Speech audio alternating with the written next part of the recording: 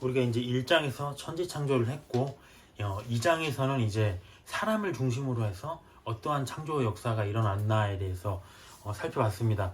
3장에서는 이제 그 사람이 어떠한 일들, 하나님의 축복을 받고 에덴 동산에 이제 에서의 삶이 시작됐는데 사람이 어떠한 잘못을 하였는가, 그 잘못으로 인해서 어떤 결과를 낳게 되었는가에 대해서 공부하는 시간 가졌으면 좋겠습니다. 3장에서는 특별히 이런 주제들을 기억하면서 봤으면 좋겠어요. 사람이 왜 죄에 빠지는가, 그리고 두 번째, 죄의 특징은 무엇인가, 또 죄인의 특성은 무엇인가, 그리고 죄로 인해서 하나님의 징계는 어떠하신가, 또 그 징계에도 불구하고 베푸신 하나님의 은혜는 어떠한가, 이러한 부분들에 대해서 인식을 가지고 접근을 했으면 좋겠습니다. 먼저 죄란 무엇인가요? 죄가 뭐죠? 죄가 우리가 하나님의 관역을 벗어나는 것이라고 우리가 배웠었는데, 우리가 다윗 이야기하면서 또 나눴었죠. 근데 이제 죄라고 하는 것은 하나님의 뜻에서 법이 있어야 되잖아요. 어떤 죄가 되려면 우리가 법이 있어야 되는 건데, 그 법은 뭐냐? 하나님의 말씀, 하나님의 명령이라는 거죠. 거기에서 어긋났을 때, 그 하나님의 뜻을, 하나님의 말씀을 온전히 순종하지 못하고 그 관역을 벗어났을 때가 바로 죄다라고 얘기를 하고 있습니다. 우리가 아담과 하와, 특별히 아담에게 우리가 창세기에서 창조가 된 다음에 바로 하나님께서 첫 번째 명령을 부여하신 게 있어요. 부여하신 것, 굉장히 짧은 메시지지만 그건 하나님의 명령입니다. 이게 무엇이냐면 창세기 2장 16절 17절에 나와 있듯이 선악과를 먹지 말라는 것입니다. 선악과를 먹지 말라고 명확하게 얘기를 하셨는데, 어떻게 해서 아담과 하와가 선악과를 먹는 결과를 갖게 되었는지, 그 부분에 대해서 그 과정들을 유심히 한번 보면 좋겠어요. 창세기 3장 1절로 한번 가보도록 하겠습니다. 그런데 뱀은 여호와 하나님이 지으신 들짐승 중에 가장 간교하니라. 뱀이 여자에게 물어 이르되 하나님이 참으로 너희에게 동산 모든 나무의 열매를 먹지 말라 하시더냐 라고 나와 있어요. 뱀에 대해서 얘기를 해봅니다. 뱀, 우리가 이제 뒷부분 성경에 계속 가다 보면 뱀에 대해서 나오고 있어요. 옛뱀, 그러니까 창세기 당시에 옛뱀이라는 존재가 있었고요. 또 용이라는 존재가 또 나오죠. 그리고 또 뭐가 나오나요? 사탄, 마귀, 루시퍼, 타락한 천사, 이 모든 것이 다 사탄이라는 거죠.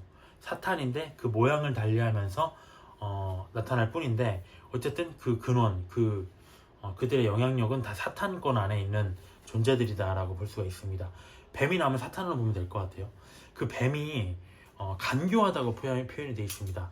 간교하다는 말은 히브리어로 아롬이라는 말이라고 해요. 이게 세상적으로 쓰일 때가 있고 하나님 안에서 쓰일 때가 있는데, 세상적으로 쓰일 때, 우리가 사탄적으로 쓰일 때는 속임수, 교활하다, 영악하다 라는 뜻으로 쓰이고, 하나님 안에서 쓰일 때는 이제 지혜라는 말로 쓰입니다. 같은 건데 좀 다른 차이가 있죠. 우리가 복음서에 보면 이런 얘기가 있죠. 빛의 아들들이 이 시대에는 세상의 아들들보다 지혜가 떨어진다라는 그런 구절들이 있습니다. 그것처럼 뭔가 뱀도 굉장히 영특한, 세상 사람들 엄청 영특하잖아요. 그렇지만 그것처럼 어떤 뱀은 간교함이 있었다라고 얘기를 합니다. 악한 의도가 있었다는 거죠.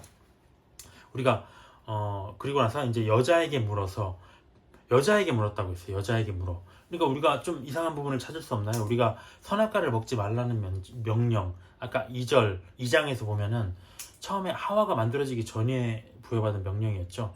아담에게 받은 명령인데, 그 명령에서 무엇이라고 했냐? 선악과를 먹지 말라고 아담에게 얘기를 했다는 거죠. 근데 하와는 사실 그 후에 존재가 지음을 받았고 아담으로부터 전해들을 수밖에 없는 상황이었어요. 그렇기 때문에 뱀은 여자에게 접근을 한 겁니다. 왜냐면 아담에게 접근해봤자 아담은 어느 정도 그래도 인식을 하고 있잖아요. 이건 뭔가 잘못된 거야, 하나님의 명령이 아니라고 얘기를 할 수 있겠지만, 하와는 전해들었기 때문에 뭔가 취약할 것이다 라고 뱀이 판단을 한 것 같아요. 그렇게 해서 얘기를 한 게 먹지 말라 하시더냐 라고 묻습니다. 먹지 말라 하시더냐.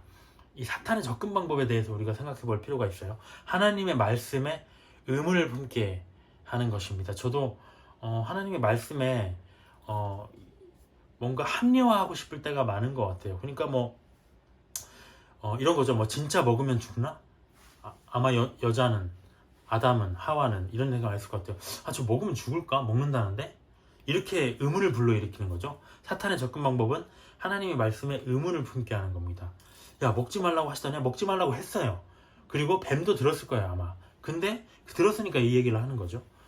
뱀도 들었을 겁니다. 근데 다 알면서도 마치 바리새인이 예수님을 시험하듯이 먹지 말라 하시더냐? 라고 뻔한 악한 의도를 가지고 질문하는 겁니다. 그러면 사람은 어떻게 되나요? 진짜? 진짜 죄 지으면 지옥 갈까? 우리가 진짜 술 먹으면 안 될까? 술 취하지 말라고 했잖아. 취하지 않으면 되는 거 아닌가? 천지를 진짜 창조하셨나? 그 근거가 어딨어? 그리고 나서 이제 저에게 또 다가온 말씀은 진짜 그의 나라와 그의 의를 구하면 모든 걸 더하실까? 아니, 하나님을 믿고도 고난받는 사람도 많이 있던데, 하나님 믿고도 병 걸리고 죽는 사람들 많이 있던데, 이렇게 의문을 품게 된다는 거죠. 그 의문을 누가 일으키는가? 사탄이 일으킨다라고 볼 수가 있겠습니다. 2절을 보겠습니다. 여자가 뱀에게 말하되 동산 나무의 열매를 우리가 먹을 수 있으나 동산 중앙에 있는 나무의 열매는 하나님의 말씀에 너희는 먹지도 말고 만지지도 말라 너희가 죽을까 하노라 하셨느니라. 여기서 특별하게 또 앞에 우리가 창세기 2장 하나님의 명령하고 비교해서 볼 부분들이 있어요. 또 차이점이 무엇이냐? 첫 번째 의문을 불러일으켰다면, 두 번째는 말씀을 왜곡하는 것이죠. 혼돈스럽게 하는 것이죠. 무엇인가요? 만지지도 말라, 먹지도 말라 말고, 그러니까 여자가 그러니까 뱀에게 대답을 한 거죠. 뭐라고 대답을 했냐면, 하나님이 먹지도 말고 만지지도 말라고 하셨어. 왜냐면 죽을까 하노라 라고 얘기를 하셨다는 거죠. 이게 사실입니까? 창세기 2장 17절에 보면 먹지 말라고만 하셨습니다. 먹지 말라, 만지지도 말라는 얘기는 안 하셨어요. 근데 뭔가 말씀을 더한 거죠, 하와가. 또 차이는 뭐가 있을까요? 뒤에 보면 죽을까 하노라. 하나님은 뭐라고 하셨냐면 반드시 죽으리라, 반드시 죽는다고 하셨는데 죽을 수도 있어, 잘못하면. 이렇게 말씀을 제하였다는 거죠. 우리가 계시록 22장 19절에 보면 어떤 말씀이 있습니까? 종말에 우리가 주의해야 할 말씀, 계시록 완전 끝부분에서 이런 경고가 있습니다. 만일 누구든지 이 두루마리의 예언의 말씀에서 제하여버리면 하나님이 이 두루마리에 기록된 생명나무와 및 거룩한 성의 참여함을 제하여 버리시리라. 말씀에 대해서 함부로, 성경 구절에 대해서 함부로 왜곡하는 사람들에 대해서 경고를 하고 있는 겁니다. 그것처럼 여자는 어떤 식으로 이 하나님의 말씀을 왜곡했느냐, 잘못 알고 있었느냐, 만지지도 말라, 죽을까 하노라라는 표현으로 얘기를 하고 있다는 거죠. 그것처럼 우리가 잘못된 지식의 위험성이 얼마나 큰가 한번 생각해 볼 필요가 있습니다. 어설프게 하는 것이 얼마나 위험한가에 대해서 알 수 있습니다. 그렇던데 하나님 말씀에 비슷하게 돼 있던데 라고 얘기한다는 것의 위험성에 대해서 얘기를 하고 있는 겁니다. 하와는 그러면 왜 잘못 알고 있었을까요? 하와가 하나님께 직접 들은 건 아니죠. 당연히 아담에게 들었겠죠. 근데 무엇이 잘못되었는가? 말씀을 확실히 배우지 않았다는 겁니다. 창세기 2장 24절에 보면 이런 말씀이 있죠. 부부가 한 몸이 되라고 하셨어요. 여기서 하나, 한 몸이라고 할 때 하나라는 뜻은 뭐냐면 히브리어로 에하드입니다. 이것은 복합체로서의 하나거든요. 여러 존재인데 하나라는 뜻입니다. 우리가 신명기 6장 13절에 보면 유일하신 하나님이라고 나와 있어요. 그것처럼 거기에 유일한을 언급할 때와 이 하나라는 뜻이 동일한 에하드라는 거죠. 유일하신 하나님에서 유일한은 무슨 뜻입니까? 성부, 성자, 성령님 복합체, 이 여러 명이지만 한 명이신, 하나이신 것처럼 복합체로서의 하나라는 뜻을 나타내고 있는 겁니다. 각자 존재하시지만 이 세 분은 일체라는 것이죠. 그것처럼 남편과 아내도 각자예요. 각자의 존재예요. 근데 하나여야 된다고 얘기를 하는 겁니다. 그러니까 한 몸이라는 것은 하나여야 된다. 무엇이 하나인가요? 무엇이 하나? 남편과 아내의 영과 혼과 육이 하나여야 된다 라고 얘기하는데, 특별히 여기서 혼이 하나이려면 무엇을 해야 되는가? 생각이 같아야 되죠. 특별히 하나님의 말씀에 대한 생각이 같으려면 어떻게 됩니까? 서로 알고 있는 지식의 수준이 동등하게 있어야 됩니다. 한 명은 100%를 알고 있는데 한 명은 50%만 알고 있으면 이건 연합했다고 볼 수가 없는 거죠. 그렇기 때문에 아담은 자기 아내에게 이 한 몸이 되게 하라는 명령을 받들어서 이 말씀에 대해서 자세히 아주 그때 당시에 아담과 하와는 굉장한 지혜가 있었잖아요. 이거를 왜 몰랐겠어요? 아담 같은 경우에는 모든 생물들의 이름을 지어줄 정도로 엄청난 지혜를 갖고 있었단 말이죠. 그런 사람이 선악과를 먹지 말라, 먹는 날에는 반드시 죽으리라, 이 말씀을 몰랐겠어요? 하와가 이 말씀을 몰랐을까요? 딱 이 한 구절을 듣는데 뭔가 거기서 헷갈리는 부분이 있을까요? 이 이유는 무엇인가요? 관심이 없었다는 거죠. 하나님의 명령에는 별로 관심이 없어요. 그냥 뭐 안 먹으면 되지, 그냥 대충 넘긴 거예요. 아무 관심이 없었던 거예요. 그렇기 때문에 확실히 배우지 못했다. 관심이 없었기 때문에 배우지 못했다. 우리가 아무리 많이 듣고 아무리 많이 공부하고 아무리 많이 우리가 설교를 들어도 아는 사람이 있고 또 모르는 사람이 있습니다. 아무리 들어도 다음에 또 모르는 사람이 있고, 아무리 들어도 거기에 대해서 전혀 깨달음이 없는 사람, 마음에 감동도 없는 사람이 있습니다. 그런 사람이 바로 하와라고 볼 수가 있겠습니다. 그렇기 때문에 죄에 빠졌다. 우리가 4절, 뱀이 여자에게 이르되 너희가 결코 죽지 아니하리라. 너희가 그것을 먹는 날에는 너희 눈이 밝아져 하나님과 같이 되어 선악을 알 줄 하나님이 아심이니라 라고 되어 있습니다. 뱀이 처음에는 야 뭐라고 하시더냐? 괜히 알면서 뭔가 질문을 했단 말이죠. 근데 하와가 딱 뱀이 하와를 떠보니까 몰라요. 모르니까 이때다 하고 확실하게 비진리를 주입시킵니다. 어떻게 주입시키냐? 결코 죽지 않아. 너는 죽을 까노라라고 배웠지? 아니야, 안 죽어. 완전한 비진리로 왜 초대를 합니다. 이 사람 어설프게 하네? 그럼 완전히 비진리를 넣는 거죠. 사탄의 첫 번째 전략이 진리의 말씀에 의문을 품게 하는 것이었다면, 두 번째 전략은 비진리를 믿게 하는 겁니다. 우리가 이단에 잘 빠지는 사람들을 생각해 볼까요? 그들이 불교에 믿다가 갑자기 이단에 빠지는 경우가 있을까요? 이단에 빠지는 사람들은 다 하나님을 믿는다고 하는 교인들이에요. 교인들인데 뭔가 어설퍼, 잘 몰라. 근데 누가 와서 야 이거야 이렇게 풀이해. 그러면 아 이거구나, 아유 저거 잘못됐네, 이거네 하고 확 빠져버린다는 것이죠. 어설프게 하는 거 차라리 모르세요. 모르면 안 되겠죠. 근데 어설프게 하는 것은 굉장히 위험하다. 디테일하게 배워야 된다 라고 볼 수가 있습니다. 우리가 사탄이 묘하게 말씀을 왜곡하는 방식 한번 봤으면 좋겠어요. 이게 어떤 방식이냐면, 잘 보니까 이단이 성경을 풀이하는 방식이에요. 사탄의 주장에 따르면 어떤 얘기를 하냐면 죽지 아니하라고 하고 있어요. 죽지 아니하라는 말씀이 완전히 틀릴까요? 반절이 맞아, 반절이. 우리가 이단이 성경을 풀이하는 방식, 뭔가 아리까리하게 반절은 맞고 반절은 틀리게 해석하게 만든다는 것이죠. 미혹한다는 거죠. 죽지 아니하리라는 말씀은 반절은 맞아요. 왜 반절은 맞죠? 육이 죽지 않았어요. 실제로 먹고도 안 죽었어요. 육이. 근데 하나님은 무슨 뜻이었죠? 죽는다는 게 영이 죽을 거라는 말씀을 하셨던 거예요. 죄로 인해서 하나님과의 소통이 단절될 거야, 영이 죽어서. 그러니까 먹지 말아야 돼라고 얘기를 하신 건데, 사탄은 그 부분을 쏙 빼놓고 잘못 해석하는 거죠. 죽지 않는데 이것만 얘기한 거죠. 그래서 진짜 죽지 않잖아, 이거 봐봐, 이렇게 해석을 했다. 묘하게 말씀을 왜곡해요. 또 다른 주장을 볼까요? 하나님과 같이 되어 선악을 알 줄 하나님의 아심이니라. 이 말 반전이 맞아요. 맞아요. 하나님도 아세요. 저 사람이 선악을 알게 될 줄 알아요. 하나님 같은 말이에요. 근데 하나님의 그 말을 하신 뜻은 무엇인가요? 하나님이, 사탄이 이렇게 해석을 하는 거죠. 하나님이 너 선악을 알게 돼서 네가 신처럼 자기처럼 될까봐 질투해서 그렇게 먹지 말라고 하신 거야, 이런 쪽으로 끌고 간다는 거죠. 근데 하나님의 뜻은 뭐죠? 선악을 알 줄 하나님이 아시긴 아셨는데, 하나님의 뜻은 뭐냐면 그걸 안 먹는 게 좋다. 네가 선악을 알게 되면 사람이란 존재는 악을 선택할 거야. 네가 선을 선택하면 좋은데 육신이라는 또 다른 핸디캡을 갖고 있기 때문에 너는 악을 선택할 수밖에 없어. 그러니까 그냥 모르는 게 좋아, 선악을 아예. 이렇게 얘기하신 건데, 사탄은 그걸 쏙 빼놓고 야 맞잖아, 하나님이 선악을 알게 될 줄 하나님이 아심이니까 안 하신 거 맞잖아. 완전히 묘하게 성경을 잘못 풀이한다는 거죠. 그래서 우리가 잘못 알게 되면 미혹된다라고 볼 수가 있습니다. 여기서 봤듯이 하와도 미혹이 됐죠.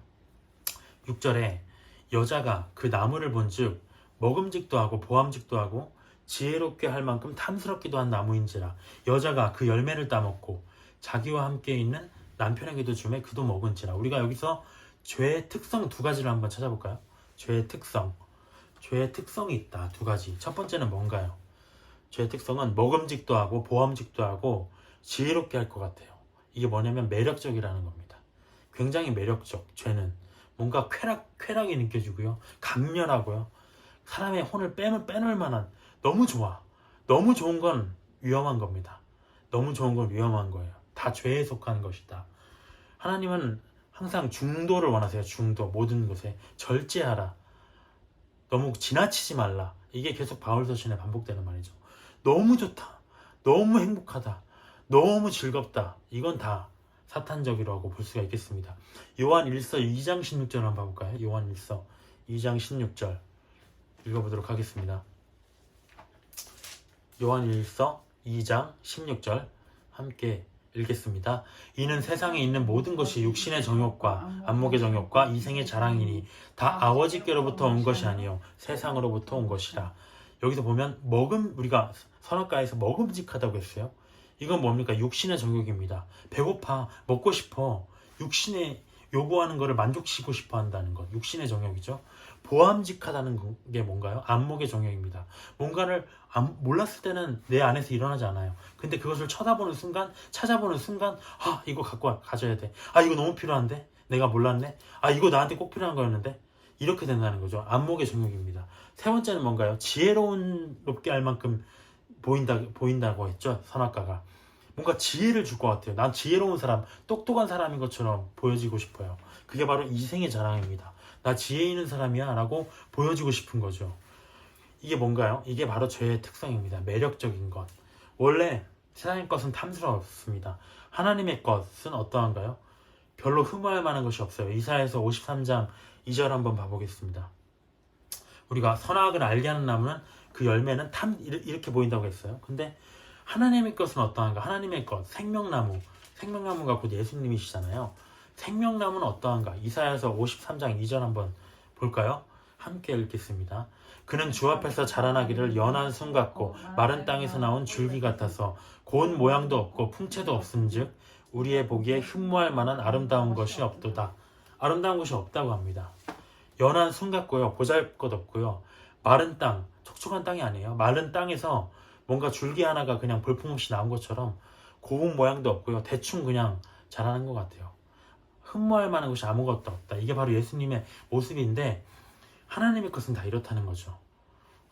죄의 특성 그러면 두 번째를 한번 찾아보도록 할까요? 창세기에서. 죄의 특성 첫 번째는 매력적이다라는 것입니다. 두 번째는 뭐냐면 남편에게도 전염성이 있다는 겁니다. 전염성. 우리가 이 아담과 하와의 그 모습을 교회로 한번 상상을 해볼까요? 교회에 어떤 성도가 죄를 지었어요. 죄를 지면 자기만 짓고 끝나면 좋은데 다른 사람에게 반드시 준다. 영향을 미친다라고 하는 것. 우리가 성경에서는 뭐라고 얘기하냐면 누룩이라고 얘기를 하고 그 계속 퍼지다 보면 온 공동체가 다 죄로 물들어 버린다. 그렇기 때문에 바울이 고린도전서 5장 6절 7절에서 이렇게 경고를 합니다. 너희가 자랑하는 것이 옳지 아니하도다. 적은 누룩이 온 덩이에 퍼지는 것을 알지 못하느냐? 너희는 누룩 없는 자인데 새 덩이가 되기 위하여 묵은 누룩을 내버리라. 우리의 유월절 양 곧 그리스도께서 희생되셨느니라. 우리가 여기서 보면 이게 어떤 사건이었죠? 고린도 교회 안에 아비의 첩과 동침하는, 그러니까 근친이죠. 아비의 첩, 물론 자기를 낳아준 친어머니는 아니지만 아버지의 첩이잖아요. 아버지와 관계된 연인이잖아요. 그녀와 관계를 맺은 사람이 바로 성도에 있었는데 고린도 교회에서 뭘 하냐면 거기에 대해서 책망도 안 하고 그들과 함께 먹고 마셨다는 거죠. 거기에 대해서 책망한 겁니다.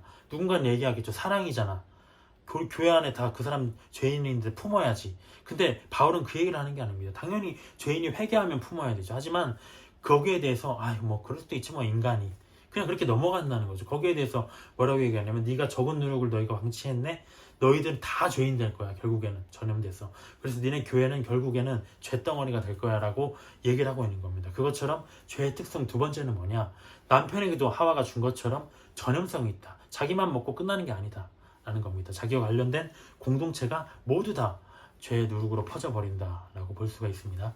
7절 가보겠습니다. 이에 그들의 눈이 밝아져 자기들이 벗은 줄을 알고 무화과나무 잎을 엮어 치마로 삼았더라. 무화과나무 잎을 엮어 치마로 삼았네요. 무화과나무 잎으로 우리가 나뭇잎으로 치마를 삼았다. 얼마나 형편없나요? 나뭇잎은 시들어버리면 바스러버리면 다 보여버리는 거예요. 다 보이는 거야.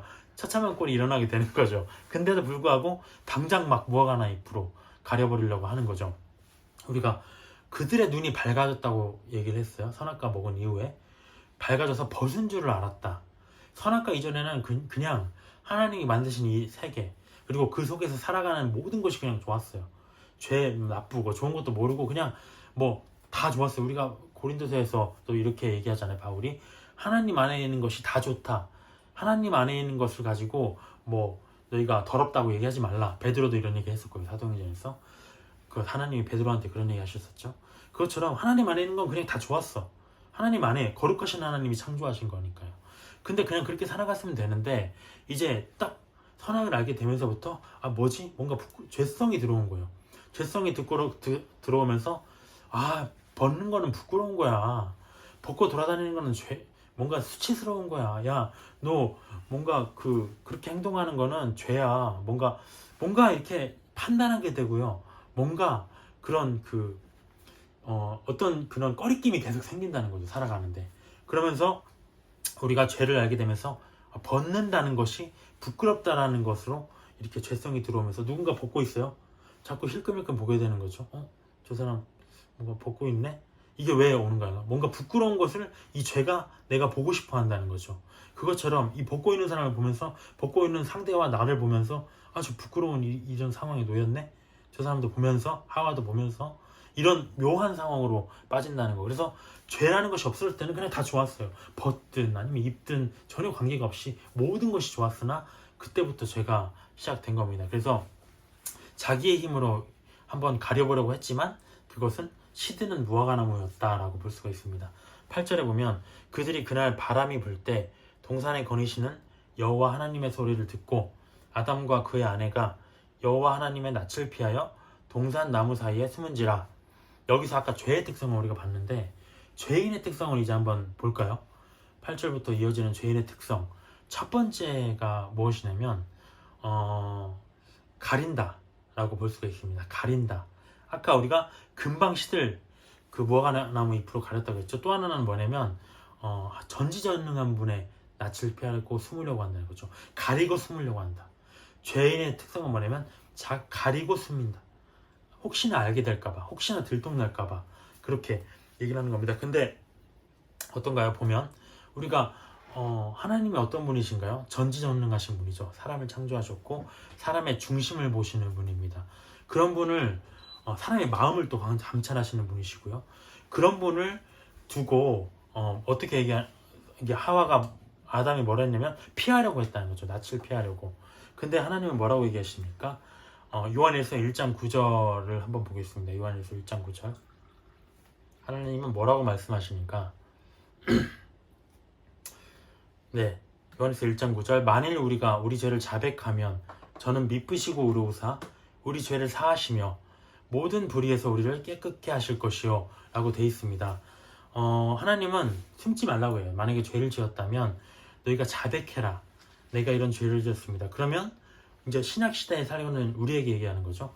너희는 예수님이 너희 죄를 지고 이미 돌아가셨기 때문에 만약에 그의 이름으로 너희가 죄를 자백하면 그가 용서하실 것이다. 하나님께서 우리를 깨끗게 하실 것이다 라는 약속을 주었어요. 근데 그럼에도 불구하고 믿는 우리가 죄를 지었을 때 어떤 행태를 보이려면 일단 가리자, 일단 숨자 라는 행태를 보인다는 거죠. 죄인의 첫 번째 특성 9절입니다. 여호와 하나님이 아담을 부르시며 그에게 이르시되 네가 어디 있느냐라고 얘기를 합니다.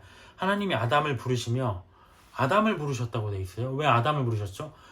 먼저 먹은 건 하와인데 하와가 먼저 먹은 다음에 아담에게 준 거잖아요. 근데 아담을 부르지 않고 하와를 불렀어요. 아니, 하와를 부르지 않고 아담을 부르셨어요. 왜 먼저 아담을 부르셨죠? 하나님의 명령은 아담에게 주셨기 때문에 1차적인 책임은 아담에게 있었던 겁니다. 그래서 10절에 보면 이르되 네가 어디 있느냐라는 물음에 내가 동산에서 하나님의 소리를 듣고 내가 벗었으므로 두려워하여 숨었나이다. 죄인의 특성 두 번째가 여기서 나옵니다. 두렵다, 두려워한다. 뭔가 두려워져. 하나님이 아무것도 얘기하신 적이 없어요. 그냥 뭐 선악과를 먹지 말라고만 얘기했지. 죽으리라고는 얘기했죠. 근데 거기에 대해서 뭔가 얘기하신 건 없어요. 널 책망하겠다 이런 건. 근데 본능적으로 죄를 지은 순간 두려움이 찾아옵니다. 요한일서 4장 18절에는 이런 얘기가 있어요. 사랑 안에 두려움이 없고 온전한 사랑이 두려움을 내어 쫓나니 두려움에는 형벌이 있습니다. 두려워하는 자는 사랑 안에서 온전히 이루지 못하느니라. 우리가 죄의 반대말은 죄를 안 짓는 게 아닙니다. 사랑입니다. 사랑. 죄의 반대말은 사랑이다. 사랑을 행해야만 죄가 미치지 않을 수 있다. 근데 사랑 안에는 그래서 두려움이 없어요. 온전한 사랑이 뭐냐면 바로 죄를 짓지 않는 것입니다. 그렇기 때문에 두려움이 없어요. 근데 두렵다는 건 무엇이냐? 죄를 지었다는 뜻이고, 죄가 있다는 것은 무엇이냐? 형벌이 있다는 겁니다. 그렇기 때문에 죄인의 특성 두 번째는 뭐냐면 두려워한다라는 것이죠. 11절에 이르시되 누가 너의 벗었음을 내게 알렸느냐? 내가 내게 먹지 말라 명한 그 나무 열매를 네가 먹었느냐? 아담이 이르되 하나님이 주셔서 나와 함께 있게 하신 여자 그가 그 나무 열매를 내게 주므로 내가 먹었나이다. 여호와 하나님이 여자에게 이르시되 네가 어찌하여 이렇게 하였느냐? 여자가 이르되 뱀이 나를 꿰므로 내가 먹었나이다. 죄인의 특성 세 번째가 여기서 나옵니다. 뭐냐면 책임 전가죠. 책임 전가. 너 왜 그랬어? 라는 하나님의 물음에 죄송합니다. 제가 잘못했고요. 제가 하와를 잘 가르치지 못했고요. 하와가 권했을 때 내가 오히려 책망하고 그것을 막았어야 되는데 저도 동조했습니다. 이렇게 회개함으로 나아갔어야 되죠. 하나님이 몰라서 물어보신 게 아니죠.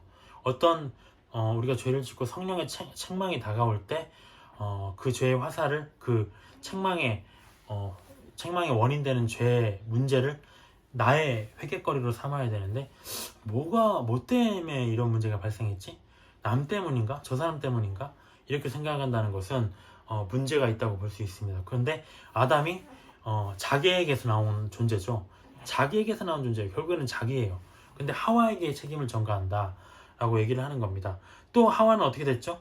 하와는 어떻게 되냐면 뱀이 그랬어요. 뱀이 나한테 먹으라고 했던 거예요. 똑같이 책임을 전가한다는 거죠. 근데 우리가 사람에게 지금 책임을 전가하는 것처럼 보이지만 궁극적으로 12절에 보면 아담은 사람에게 책임 전가하는 게 아니에요. 12절에 보면 하나님이 주셔서 나와 함께한, 그러니까 하나님이 안 주셨으면 내가 안 지었지 죄를. 하나님이 선악을 알게 하는 나무를 안 만들었으면 내가 죄를 안 지었지.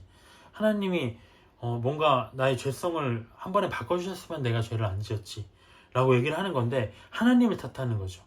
죄의 화살을 하나님께 돌리고 하나님을 원망한다 라는 것입니다. 죄인의 특성 세 번째는 책임 전가인데 어떻게 책임 전가를 하냐? 하나님께 원망하고 하나님께 책임을 전가하는 그런 완악함을 보인다는 것입니다. 14절 여호와 하나님의 뱀에게 이르시되 네가 이렇게 하였으니 네가 모든 가축과 들의 모든 짐승보다 더욱 저주를 받아 배로 다니고 살아있는 동안 흙을 먹을지니라. 내가 너로 여자와 원수가 되게 하고 내 후손도 여자의 후손과 원수가 되게 하리니 여자의 후손은 내 머리를 상하게 할 것이요 너는 그의 발꿈치를 상하게 할 것이니라 하시니라. 이제 하나님의 징계가 시작되죠. 왜 징계가 시작되나요? 하나님은 공의로우신 분이기 때문입니다. 죄를 감히 묵과하실 수 없는 분이시기 때문에 공의로운, 우리가 사랑하는 하나님이 창조하시고 심히 좋으셨다고 얘기하는 그 인간이란 존재에 대해서 공의를 보이시고 계신 겁니다. 첫 번째 공의로 보이는 존재는 뭐냐면 뱀이죠. 아까 우리가 하와랑 아담에게는 하나님이 물으셨어요. 왜 그랬냐 물었는데 뱀에게는 발언권을 주지 않으셨죠. 왜냐면 뱀은 사탄이고 이 모든 원인을 제공한 사람이죠. 할 말이 없어요. 그리고 하나님이 어떠한 그런 영적 존재가 아니라는 거죠. 물론 이제 뱀도 여기 사탄으로 봤을 때는 우리가 영적 존재라고 볼 수 있겠지만 기본적으로 생물은 하나님과 소통하도록 하나님과 감히 소통하도록 우리의 형상을 따라 만들어진 존재가 아니잖아요. 하나님이 말씀하신 것처럼. 그렇기 때문에 뱀에게는 권한이 없습니다. 그래서 뱀을 먼저 심판하시는 거죠. 발이 없어졌다. 그때 당시에는 뱀이 발이 있었나 봐요. 근데 특별한 거 보면은 여기 보면은 네가 뱀이 모든 가축과 모든 짐승보다 더욱 저주를 받는다고 했어요. 더욱이라고 했으니까 다른 짐승들도 저주를 받았다는 거죠. 근데 이렇게 얘기할 수 있어요. 왜 뱀이 잘못했는데 나도 왜 저주를 받아야 되는 거죠? 다른 짐승들도 이런 반역의 마음을 품고 있었다는 거죠. 보고 사람이 뭐길래 사람 제일 마지막 여섯째 날에 창조된 거 아니야? 나보다 늦게 창조돼가지고 에덴 동산도 받아 통치권도 받아 하나님의 온갖 사랑 다 받네? 열받네? 한번 우리가 모의해가지고 저 아담을 한번 죽여볼까? 이런 악한 마음을 품고 있었다는 거죠. 그렇기 때문에 하나님은 모든 짐승에게 저주를 주셨는데 특별히 이 뱀에게 더욱 큰 저주를 준 겁니다. 근데 어떤 저주를 받았을까요? 모든 짐승들이? 저는 그거 같아요. 소통이 끊겼을 것 같아요. 소통. 뭔가 서로 소통할 수 있었다는 거죠. 반역. 뭔가 불만. 서로 모여가지고 뭔가 불만. 불평불만. 뭔가 모의. 작당 모의. 우리가 여기 뒤에서도 고린도서 바울 서신에도 이런 얘기가 있잖아요. 서로 모여가지고 뒷담화 하지 말라는 말이 없는데 뭐라고 나와 있죠? 기억이 안 나네. 하여튼 남에 대해서 험담하지 말라는 그런 내용들이 나와 있어요. 그것처럼 이들이 모여가지고 서로 의사소통이 되다 보니까 서로 모의를 하게 된 거죠. 반역에 모의를 하게 됐다. 그렇게 돼서 소통이 단절됐을 것 같다. 근데 사람도 사실 하나님께 반역을 하죠. 바벨탑 사건에서. 그래서 어떤 결과를 맺었나요? 그때부터 모든 언어가 갈라지면서 사람끼리 소통을 못했다. 왜냐면 그들이 바벨탑을 쌓게 된 원인이 뭐였냐면 서로 소통이 잘 되니까 하나님을 반역하는데 그 소통의 수단을 썼기 때문에. 그래서 마찬가지로 짐승도 그러한 것이 아닌가라는 생각이 듭니다. 15절에 보면 우리가 원시복음이라고 하는 게 나와 있어요. 복음은 우리가 신약에 나오는 거지만 이 창세기 최초의 복음이 등장한다. 뭐냐? 여자의 후손이 뱀의 머리를 상하게 한다. 아까 우리가 뱀은 사탄이라고 얘기를 했는데 여자의 후손은 누구인가? 우리가 메시아라고 예수님이라고 우리가 뒤에 쭉 알고 있습니다. 왜 여자의 후손이죠? 예수님은 성령으로 잉태하셨고 남자의 씨로 온 게 아닙니다. 그래서 여자의 마리아의 몸에 잉태하셨기 때문에 여자의 후손이다라고 얘기를 합니다. 그래서 사탄은 어떤 일을 할 것이냐면 예수님을 십자가에 못 박아 죽이려고 했어요. 그렇지만 어떻게 되셨나요? 예수님을 십자가에 사람들을 동원해서 십자가에 못 박았지만 그것은 예수님의 발 뒤꿈치를 상하는 정도밖에 안 됐어요. 왜냐하면 바로 부활하셨거든요. 3일 만에 부활하사 예수님이 사탄을 이기시고 사탄을 부활하심으로써 사망 권세를 깨뜨리시고 승리하셨다. 완전한 승리를 쟁취하셨다. 그럼으로써 뱀의 머리를 부쉈다라는 내용으로 이어지는 거죠. 그것처럼 이 15절의 내용은 원시복음, 예수님이 십자가에 해산의 고통에 대해서 얘기를 하고 있어요. 여자는 어떠한 고통을 품고 있었냐면 원래는 고통 없이 해산을 했을 겁니다. 여자는 왜 고통 없이 해산을 했죠?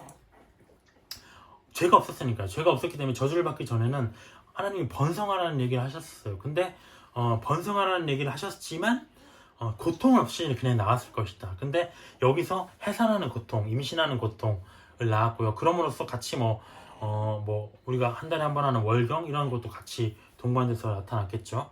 그러고 난 다음에 또 어떤 걸 주셨냐면 남편을 원함을 주셨어요. 남편을 원함. 매여있게 된다는 거죠.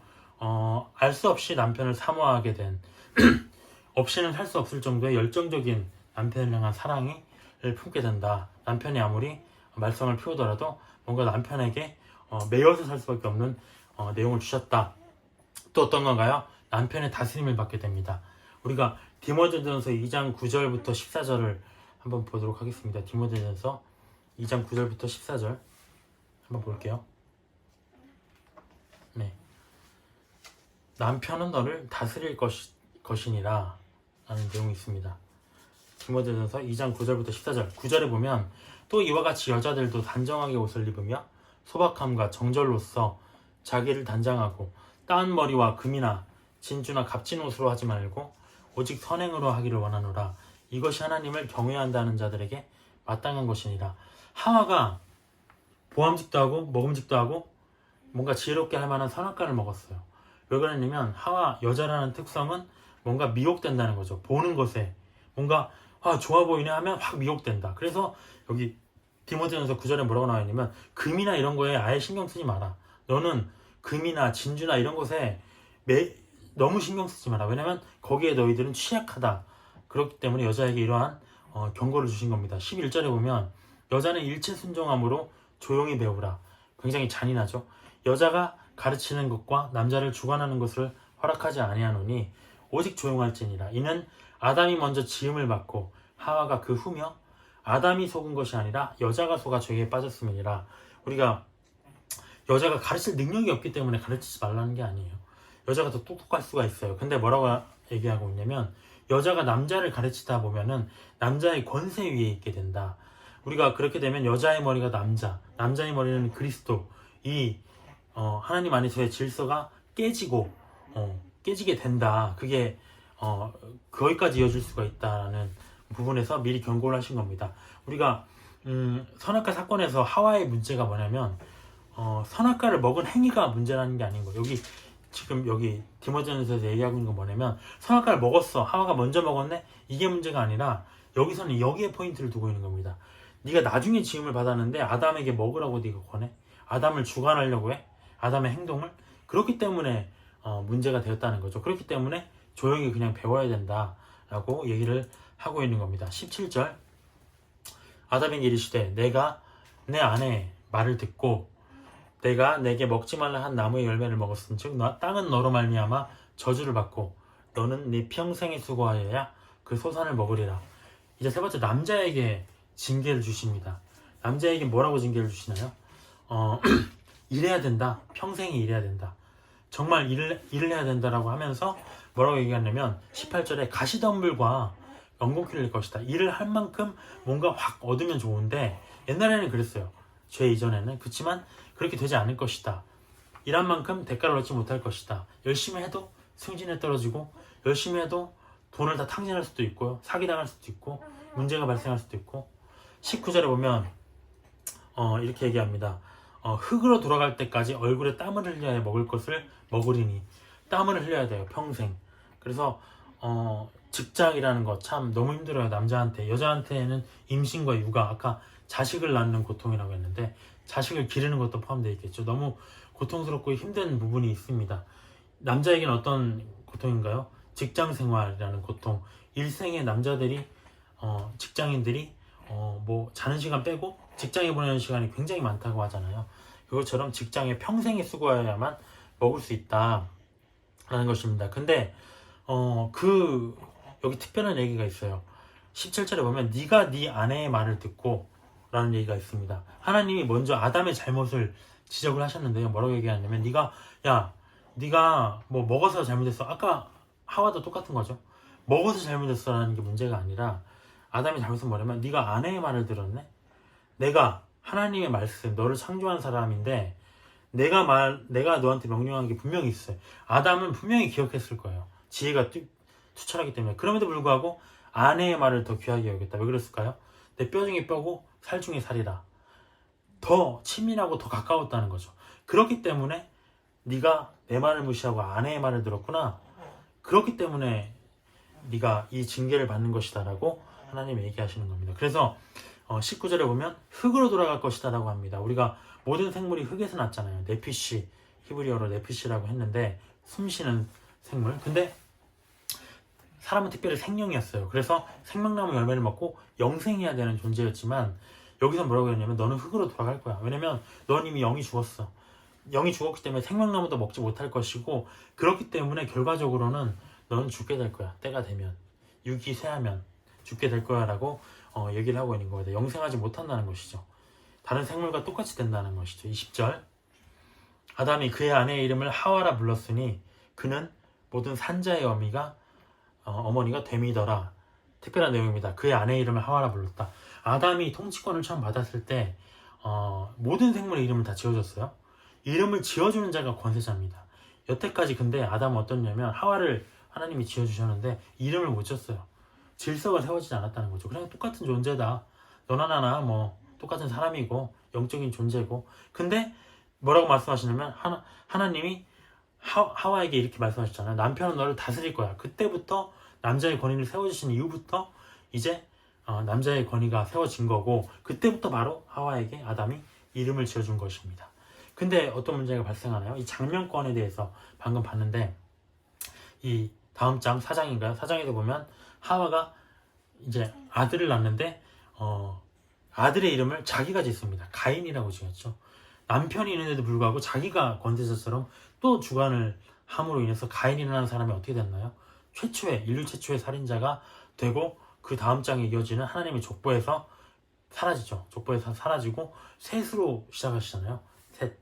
그래서 그런 결말을 맞게 된다라고 볼 수가 있겠습니다. 21절 여호와 하나님이 아담과 그의 아내를 위하여 가죽옷을 지어 입히시니라.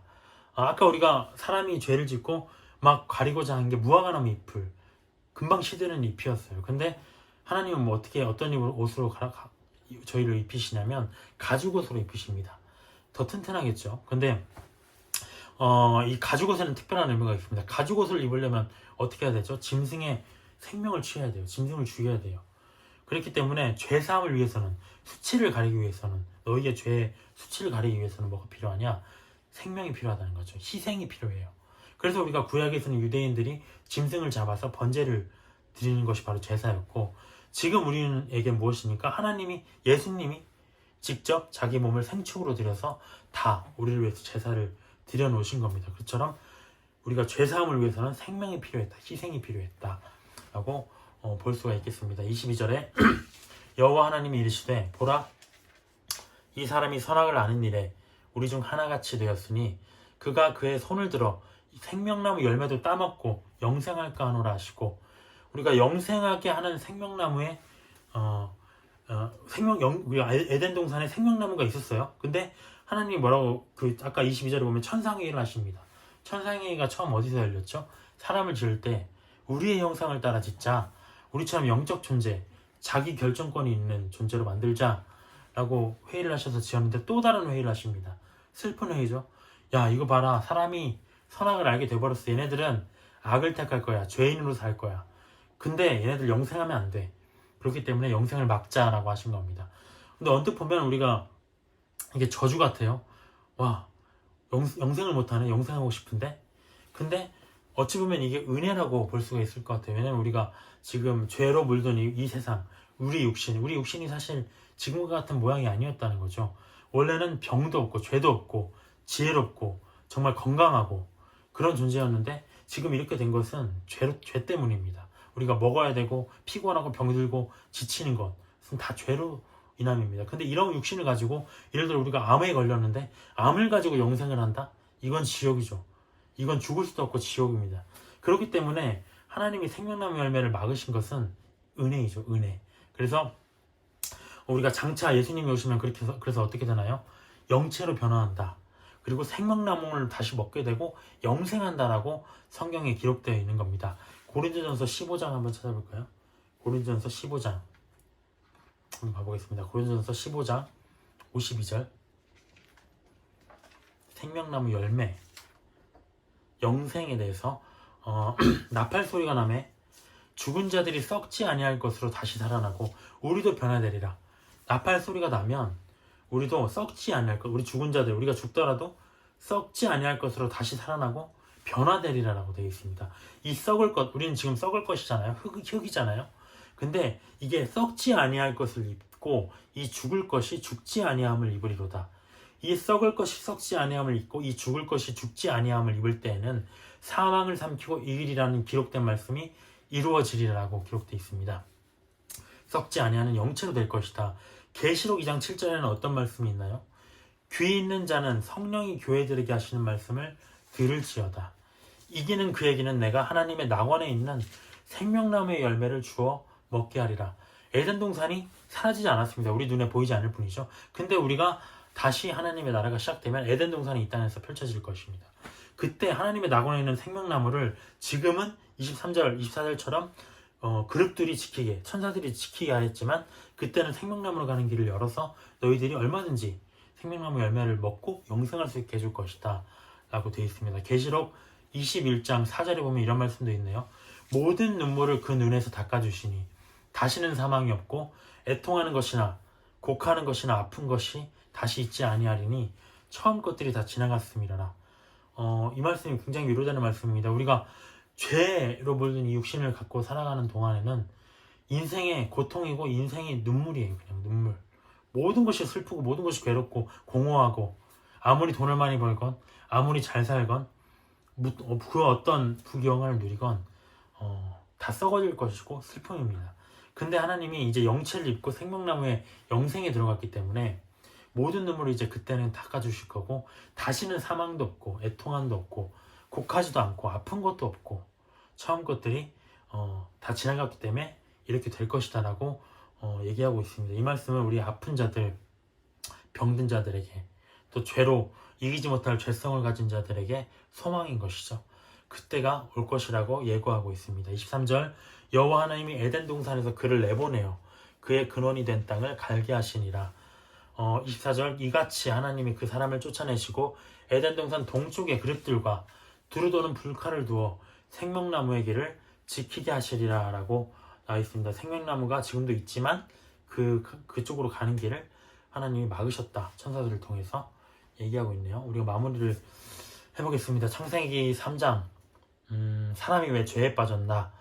사람이 왜 죄에 빠졌을까? 이 부분에 대해서 한번 생각해 볼 필요가 있습니다. 첫 번째, 하나님의 말씀을 제대로 알지 못했다.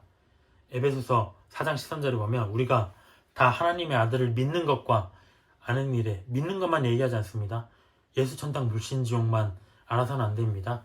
아는 것이어야 됩니다. 하나님에 대해서 알자. 여호와를 힘써 알자. 아는 일에 하나가 되어서 하나가 된다는 말 또 나오네요. 아까 우리가 아담과 하와가 에하드라고 얘기를 했죠. 한 몸이 돼야 된다. 온전한 사람을 이루어 그리스도의 장성한 분량이 충만한 데까지 이르리니 그리스도에 대해서 장성하게 알 때까지 우리가 자라야 된다. 또 뭐가 문제였나요? 우리가 죄를 방치했다는 거죠. 죄를 방치했다는 거. 뱀이 선악과를 들고 유혹을 하기 시작했어요. 유혹이 왔어요. 그때 하와는 어떻게 됐어야 하는가? 아니야 하고 빨리 거절하고 아담이 그거 선악과에 대해서 뭐 먹지 말라고 했어. 잘 모르지만 하여튼 안 먹을 거야. 빨리 그냥 처리를 했어야 되는데 물리적으로 빠르게 해야 된다는 거죠. 물리적으로 빠르게 했어야 되는데 어떻게 했냐? 거기에서 그냥 듣고 있었다는 거죠. 그런 죄된 상황 속에서 그냥 어떻게 되나? 제가 왔을 때 내가 죄인지도 모르겠고 뭐 물어볼 수 있는 거잖아. 그냥 죄된 상황이 왔을 때 그냥 보고 있다가 그냥 당해버리는, 빨리 피하지 못한, 방치했기 때문에 죄에 빠진 것이다 라고 볼 수가 있겠어요. 근데 그보다 저는 먼저 된 원인이 뭘까요? 먼저 된 원인은 뱀과 대화했다는 것이죠. 결국에는 뱀. 어떤 유혹이 올 것뿐만 아니라 뱀이라는 존재. 왜 하와가 뱀이랑 얘기해야 되나요? 하와는 남자에게서 났고 아담은 어디 있었을까요? 그때 아담과 하와가 하나의 육체로서 항상 같이 있어야 되는데 아담은 어디 갔고 왜 뱀하고 하와랑 그렇게 오랫동안 대화를 했던 걸까요? 성도가 누구와 함께 하느냐라는 점은 굉장히 직장 생활하면서 굉장히 믿지 않는 사람들이 많죠. 그래서 회식하자 이런 얘기 굉장히 많이 해요. 근데 정말 그것도 회식 같은 게 회식을 만약에 갔어요. 가면 어떻게 되나요? 술을 안 먹을 수 있어요. 술을 안 먹을 수 있지만 계속 따라줘야 되는 거고요. 그 술 취한 사람들의 모습을 보고 있어야 되는 거고요. 술 취한 사람들이 하는 얘기는 어떤 얘기인가요? 생산성 있는 얘기인가요? 그것들은 다 세상적이고 어떤 그냥 흥청망청 횡설수설의 말들을 듣고 있어야 되는데 그것이 바로 우리가 롯의 얘기인가요? 롯은 의인이었죠. 아브라함을 따라 나온 의인이었는데 하나님을 알고 있었고요. 근데 롯이 소돔 땅에 가면서 어떻게 됐나요? 그 타락한 지역에 가면서 자기의 거룩한 심령이 상했다고 했어요. 그것처럼 어떤 그런 죄된 무리들과 함께 했을 때 나에게도 분명히 영향이 온다. 환경적인 영향이 온다. 그래서 누구와 함께 하느냐가 가장 중요하다는 거죠. 뱀과 말을 섞었다라는 것. 그래서 이러한 죄에도 불구하고 결과적으로는 하나님의 은혜가 끊어지지 않았습니다. 9절에 보면 선악과를 먹은 아담을 부르러 오셨잖아요. 하나님이 부르러 오신 거예요. 죄인을 부르러 오신 거예요. 우리가 예수님도 이런 말씀 하셨습니다. 마가복음 2장 17절에 예수께서 들으시고 저희에게 이르시되 건강한 자에게는 의원이 쓸데없고 병든 자에게라야 쓸데있느니라. 내가 의인을 부르러 온 것이 아니요 죄인을 부르러 왔노라 라는 얘기를 하셨어요. 또 어떤 얘기를 하셨냐? 바울이 얘기했죠. 죄가 많은 곳에 은혜가 많다라는 얘기도 했습니다. 그것처럼 죄인을 부르러 예수님 오셨기 때문에 그 상황 속에서, 근데 우리가 물론 죄인을 부르러 오신다고 우리가 죄에 빠져서는 안 되겠죠. 하지만 하나님이 그렇게 죄에 노출이 돼서 아담과 하와처럼 스스로를 숨기고 가리고 어떤 우울증, 정신적인 문제잖아요. 뭔가 두려움을 빠지고 어떤 정신적인 문제까지 일어났을 때 하나님이 직접 나아오셔서 그들을 회복시키셨다. 21절에 보면 또 이런 얘기 있잖아요. 가죽옷을 지어 입히셨다. 우리가 예수님의 얘기도 앞에서 했지만 자기를 거역하는 사람들을 위해서 희생하셨다라는 것. 하나님 본인이 육신을 입고 오셔서 희생하셨다라고 볼 수가 있습니다. 그래서 창세기 3장은 사람과 하나님 사이를 회방하는 어떤 뱀이라는 사탄의 역사, 지금도 존재하죠. 공중권세 잡은 자로서 이 세상을 지배하고 있습니다. 그리고 죄에 의해서 사망을 얻게 된 우리 사람의 모습을 또 봤어요. 하나님의 공의를 발견한 겁니다. 또 그 공의가 예수님의 대속을 통한 인류의 구원으로 이어졌죠. 가죽옷이라는 부분까지 이어지면서 하나님의 은혜로까지 이어지는, 그래서 하나님의 속성인 공의와 사랑이 또 같이 들어가는 내용도 있었습니다.